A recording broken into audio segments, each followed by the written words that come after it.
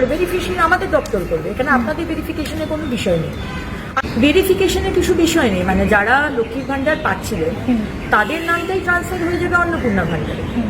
আপনারা 1000 টাকা বা 1200 টাকা পাচ্ছিলেন বা 1500 টাকা এক মাস আগে পেয়েছেন, আমাদের সরকারে আপনারা 3000 টাকা পাবেন। যারা যারা সিএ এর জন্য অ্যাপ্লাই করেছেন তারা পাবেন, কারণ আপনাদের অ্যাপ্লিকেশনের রাস্তায় রয়েছেন, প্রসেসে। যারা ট্রাইব্যুনালে অ্যাপ্লাই করেছেন তারাও পাবেন, কিন্তু যাদের নামটা কাটা গেছে সেটারও ভেরিফিকেশন হচ্ছে, তারা কিন্তু পাবেন না। বাকি যারা পেয়ে এসছেন তাদেরকে আবার করে আমি শুনছি কেউ কেউ যাচ্ছে ফর্ম ফিল আপ করছে, আইসিডিএস কেউ কেউ যাচ্ছে ফর্ম ফিল আপ করছে, বা ডিএম অফিসে গিয়ে নাকি ফর্ম ফিল আপ করছে। এরকম ফর্ম ফিল আপের কিন্তু কোনো বিষয় নেই। সুতরাং let me make it very very clear, যারা লক্ষ্মীর ভান্ডার পেয়েছেন তাদেরই নাম ট্রান্সফার হয়ে যাবে। ভেরিফিকেশনের আমাদের দপ্তর করবে, এখানে আপনাদের ভেরিফিকেশনের কোনো বিষয় নেই।